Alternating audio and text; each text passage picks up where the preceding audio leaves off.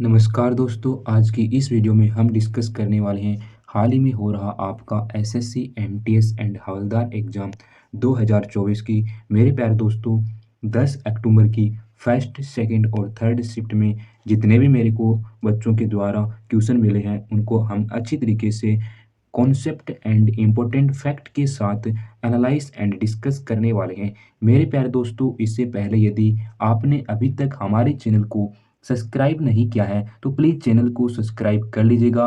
और मेरे प्यारे दोस्तों, आपको साथ ही में घंटी का आइकन दिख रहा होगा, उसको भी प्रेस कर लीजिएगा ताकि प्रत्येक वीडियो का नोटिफिकेशन सबसे पहले आप तक पहुंचता रहे। मेरे प्यारे दोस्तों, आज की इस सेशन में आपको कौन कौन से क्वेश्चन जो हैं हम डिस्कस करने वाले हैं। जैसे कि दोस्तों यहाँ पर आप देख सकते हैं, कौन सा अनुच्छेद नागरिकता से संबंधित है।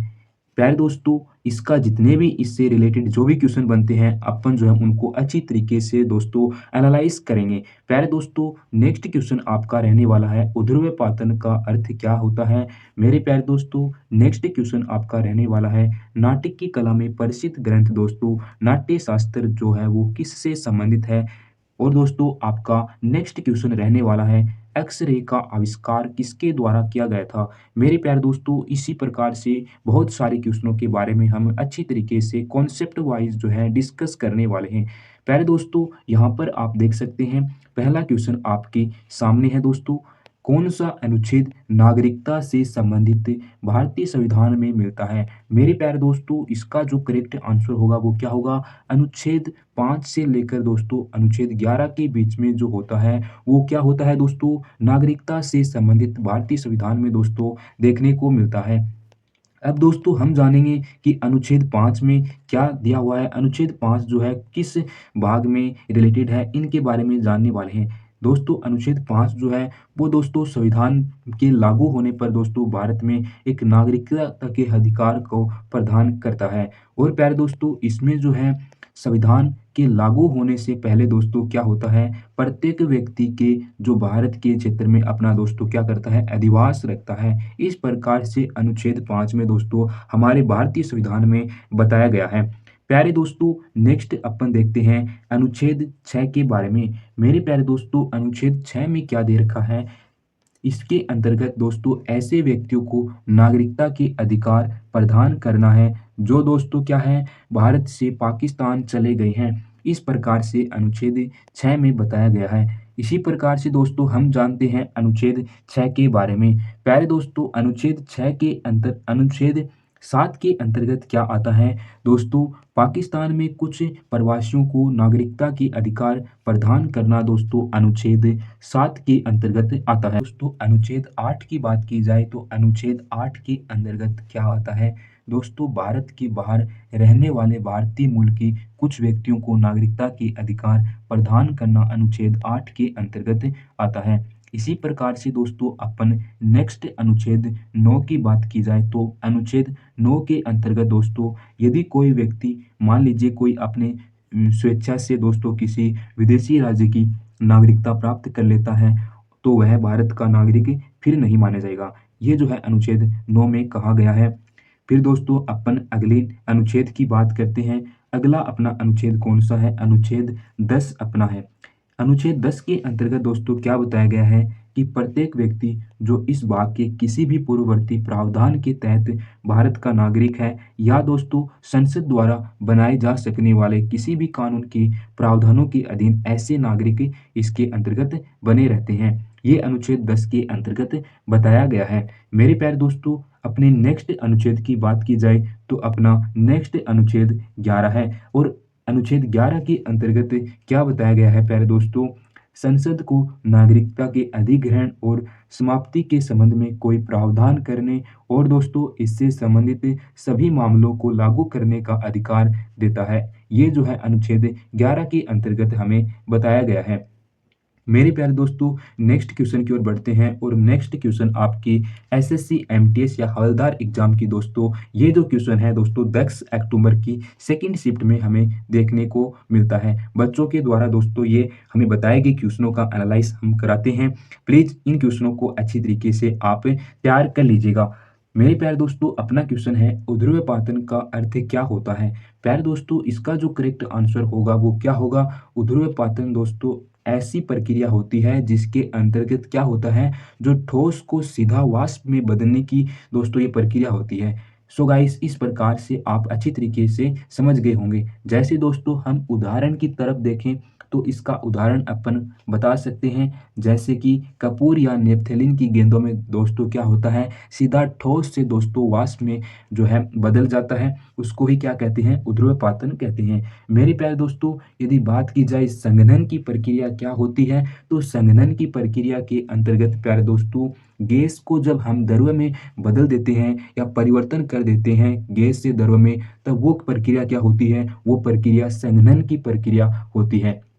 इस प्रकार से दोस्तों यदि हम बात की जाए वाष्पीकरण की, मेरे प्यारे दोस्तों वाष्पीकरण के अंतर्गत क्या होता है, जब हम द्रव्य को गैस में बदल देते हैं तो इस प्रक्रिया को क्या कहते हैं दोस्तों, वाष्पीकरण कहते हैं। इसी प्रकार से दोस्तों अपन नेक्स्ट अपने important fact and important point क्या है दोस्तों, संलयन या फिर पिघलना। ये क्या होता है संलयन या पिघलना मेरे प्यारे दोस्तों, जब हम ठोस को द्रव के रूप में बदल देते हैं या ठोस को द्रव में चेंज कर देते हैं, बदल देते हैं, परिवर्तित कर देते हैं मेरे प्यारे दोस्तों, तब वो क्या होता है, संलयन प्रक्रिया कहलाती है। इस प्रकार से दोस्तों हम नेक्स्ट क्वेश्चन की ओर बढ़ते हैं प्यारे दोस्तों। नेक्स्ट क्वेश्चन अपना क्या है, विक्रमशिला विश्वविद्यालय के संस्थापक कौन था।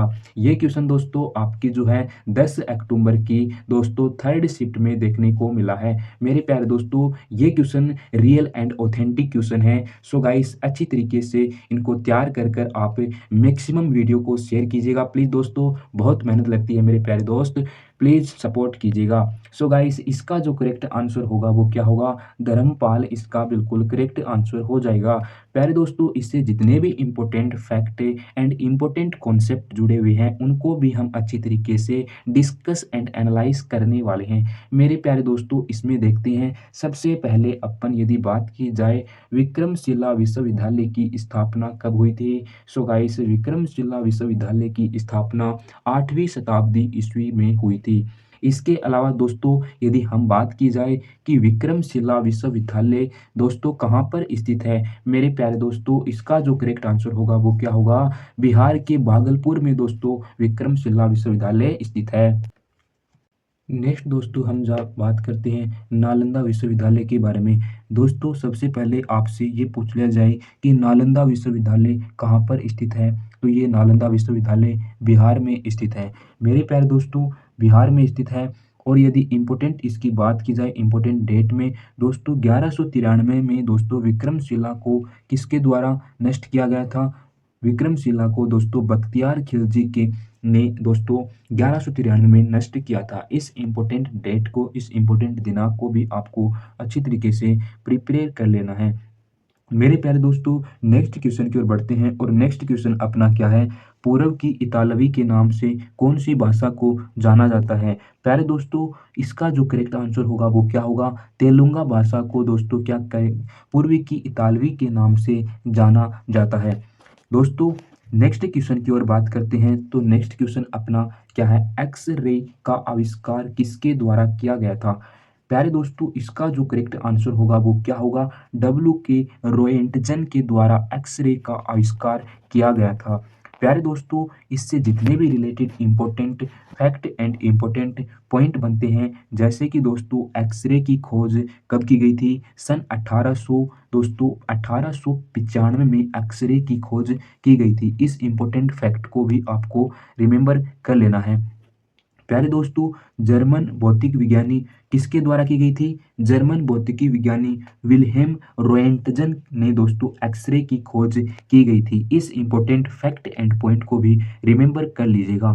मेरे प्यारे दोस्तों नेक्स्ट इंपॉर्टेंट फैक्ट की बात की जाए तो सन 1901 में एक्सरे की खोज के लिए दोस्तों सन 1901 यानी कि इसको रोएंटजन को दोस्तों भौतिकी का प्रथम जो नोबेल पुरस्कार मिला था वो कब मिला था, सन 1901 में मिला था। इस इम्पोर्टेंट डेट को भी आपको अच्छी तरीके से ध्यान में रखना है।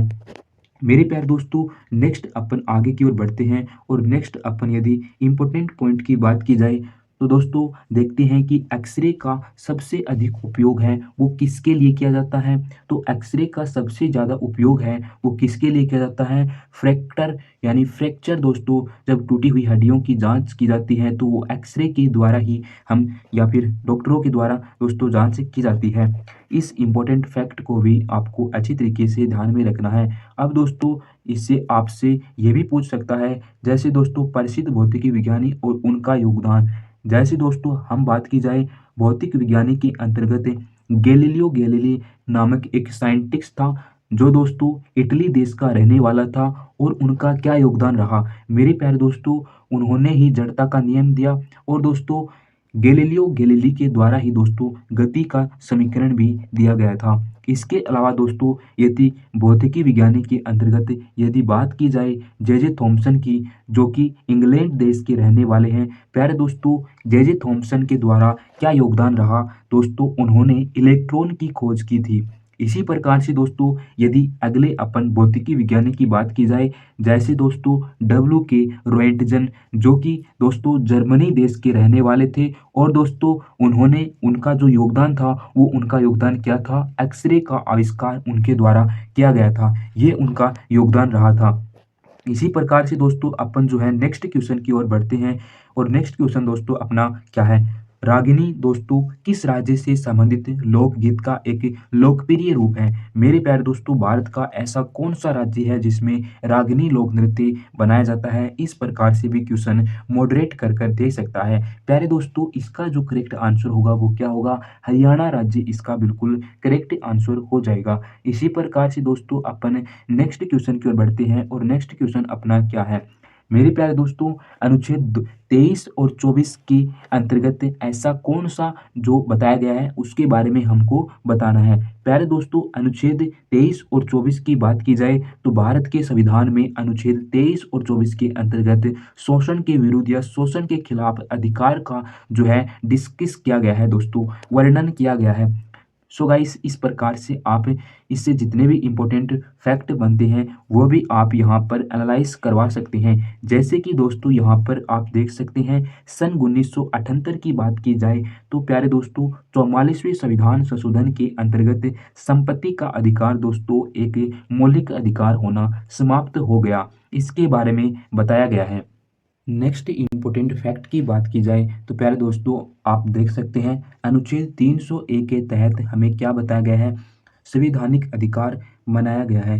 मेरे प्यारे दोस्तों नेक्स्ट इम्पोर्टेंट फैक्ट की बात की जाए तो यहाँ पर आप देख सकते हैं सर्वोच्च न्यायालय ने माना कि संपत्ति का अधिकार एक मानव अधिकार है। इस इम्पोर्टेंट फैक्ट को भी आपको रिमेंबर कर लीजिएगा। मेरे प्यारे दोस्तों नेक्स्ट क्वेश्चन की ओर बढ़ते हैं। और नेक्स्ट क्वेश्चन अपना क्या है, वायुमंडल में सौरमंडल के से मध्यमंडल की ओर बढ़ने पर तापमान पर क्या प्रभाव पड़ता है दोस्तों, इसके बारे में हमसे पूछा गया है। मेरे प्यारे दोस्तों इसका जो करेक्ट आंसर होगा वो क्या होगा दोस्तों, सौरमंडल से जब तापमान दोस्तों मध्यमंडल की ओर आता है तो दोस्तों क्या होता है, पहले बढ़ता है और दोस्तों फिर क्या होता है, घटता है। ये इसका बिल्कुल करेक्ट आंसर होगा। अब दोस्तों हम जानेंगे इससे रिलेटेड जितने भी इम्पोर्टेंट क्वेश्चन और बन सकते हैं। जैसे कि दोस्तों हम सबसे पहले जानने वाले हैं कि तापमान के आधार पर वातावरण की जो संरचना है वो कितनी परतें होती हैं। मेरे प्यारे दोस्तों 5 परतों में तापमान के आधार पर वातावरण को बांटा गया है, जिसमें से सबसे पहले सौरमंडल है, उसके बाद में दोस्तों समताप मंडल है, तीसरे नंबर पर मध्यमंडल है और दोस्तों चौथे नंबर पर बाह्य वायुमंडल और पांचवें नंबर पर है बरहीमंडल। ये इसके बिल्कुल करेक्ट आंसर होंगे। अब दोस्तों हम जानने वाले हैं इसमें, सो गाइस इतना ही इससे में आपको अच्छी तरीके से रिलेटेड याद रखना है मोटा मोटा। सो गाइस इसी प्रकार से अपन नेक्स्ट क्वेश्चन की ओर बढ़ते हैं मेरे प्यारे दोस्तों। नेक्स्ट क्वेश्चन आपको यहाँ पर है कि नाटक की कला में प्रसिद्ध ग्रंथ दोस्तों नाटक शास्त्र जो है वो किसके द्वारा लिखा गया है। मेरे प्यारे दोस्तों इसका जो करेक्ट आंसर होगा वो क्या होगा, भरत मुनि इसका बिल्कुल करेक्ट आंसर हो जाएगा। प्यारे दोस्तों इसी प्रकार से अपन नेक्स्ट क्वेश्चन की ओर बढ़ते हैं। और नेक्स्ट क्वेश्चन अपना क्या है, मेरे प्यारे दोस्तों, आपूर्ति और मांग का सिद्धांत किसके द्वारा दिया गया था? इसके बारे में यदि इसका करेक्ट आंसर जानने की कोशिश की जाए, तो प्यारे दोस्तों इसका जो करेक्ट आंसर होगा वो क्या होगा? अल्फ्रेड मार्शल इसका बिल्कुल करेक्ट आंसर हो जाएगा। इसी प्रकार से दोस्तों अपन इसमें जितने भी इम्पोर्टेंट फैक्ट एंड जितने भी इम्पोर्टेंट कॉन्सेप्ट हैं, जैसे कि दोस्तों इस इम्पोर्टेंट डेट को आपको ध्यान में रखना है। सन 1890 में दोस्तों अल्फ्रेड मार्शल द्वारा पूर्ति और मांग के सिद्धांत को डिस्कस किया गया है। सो गाइस इसी प्रकार से नेक्स्ट क्वेश्चन की ओर बढ़ते हैं और नेक्स्ट क्वेश्चन अपना क्या है? सारे जहां से अच्छा हिंदुस्तान हमारा, ये कथन जो है किसके द्वारा कहा गया था? मेरे प्यारे दोस्तों इसका जो करेक्ट आंसर होगा वो क्या होगा? मोहम्मद इकबाल के द्वारा इस कथन को कहा गया था। इसी प्रकार से दोस्तों इसमें जानते हैं कि इस गीत में क्या इम्पोर्टेंट और बातें हैं, जैसे कि दोस्तों ये गीत जो है वो उर्दू भाषा में सबसे स्थायी देशभक्ति कविताओं में से एक माना गया है। इसी प्रकार से दोस्तों अपने नेक्स्ट क्वेश्चन नहीं है दोस्तों, इसी के इम्पोर्टेंट फैक्ट हैं। दोस्तों यहाँ पर आप देख सकते हैं इस गाने को तराना ए हिंदी भी कहा जाता है। इस इम्पोर्टेंट फैक्ट, इस इम्पोर्टेंट पॉइंट को भी आपको अच्छी तरीके से ध्यान में रखना है। मेरे प्यारे दोस्तों आपसे एक रिक्वेस्ट है, प्लीज़ यदि वीडियो अच्छा लगा हो तो लाइक कीजिएगा, यदि अच्छा न लगा हो तो प्लीज़ डिसलाइक कीजिएगा। और मेरे प्यारे दोस्तों वीडियो को ज़्यादा से ज़्यादा शेयर कीजिएगा, मैक्सिमम दबा के शेयर कीजिएगा प्यारे दोस्तों। सो गाइस बहुत मेहनत लगती है मेरे प्यारे दोस्तों, एक बार 1 मिनट ज़रूर सोचिएगा। आज के लिए इतना ही। जय हिंद, जय भारत एंड टेक केयर।